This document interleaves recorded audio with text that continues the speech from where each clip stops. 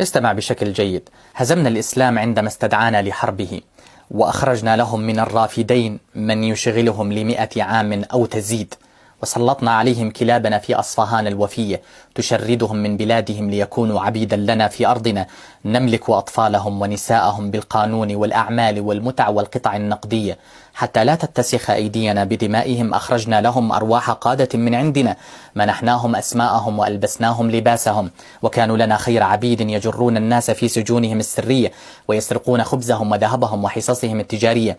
لا يمكننا هزيمتهم أبدا في مواجهة مصيرية، لكن يمكننا منعهم من الفوز في حسم معركة عالمية. سنرسم لهم أحلاما مصيرها الفشل والخسارة.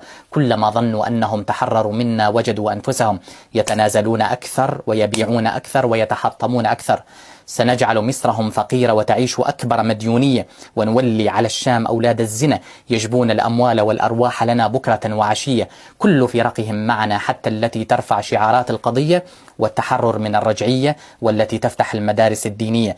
سنجعل التدين عارا وتخلفا عبر حجج منطقية، ونجعل الرقص والتعري فرصة للمجد والمال والأضواء والطبقة المخملية، وسننشر الأصنام في بلادهم تلك مرجعيتنا المقدسة الشيطانية. وسنجد بعدها شريكا لنا في بلادهم غير الخمينية التي لن تنجح في إعادة القسطنطينية، والأرجح أن تكون القوة التركية التي سنمنحها الأراضي والامتيازات السياسية والاقتصادية، وستكون طريقا لنا للحصول على البخور الهندية.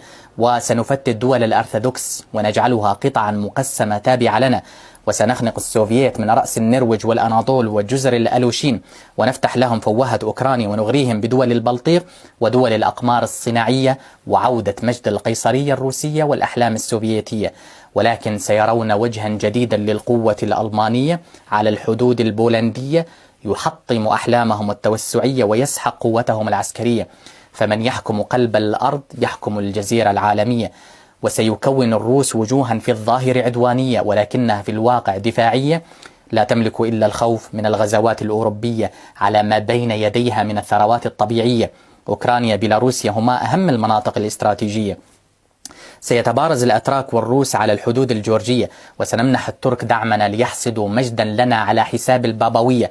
ونعلم أن نقطة ضعفنا ألاسكا وهاواي وكل محيطات العالم البحرية، لذلك سنخلق للجيوش الغبية حروبا برية تجعلهم ينسون صناعة أساطيل بحرية.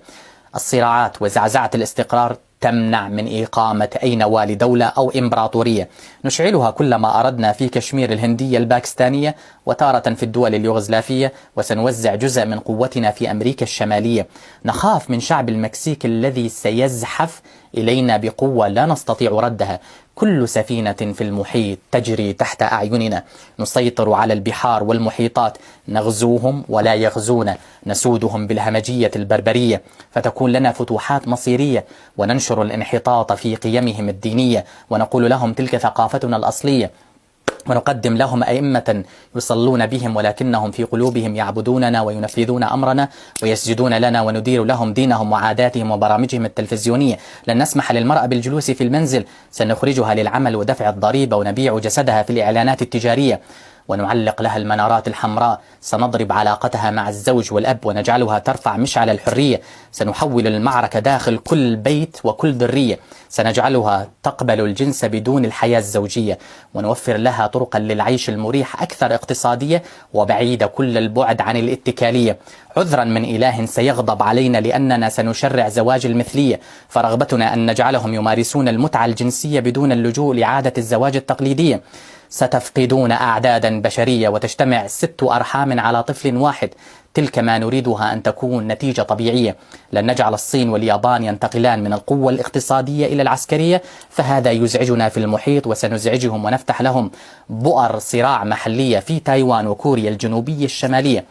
ستمطر للصين الأموال اليابانية، تشتري الأسواق واليد العاملة والذهب والذمم الحزبية، وتعيد البلاد إلى ما قبل عصر ماو.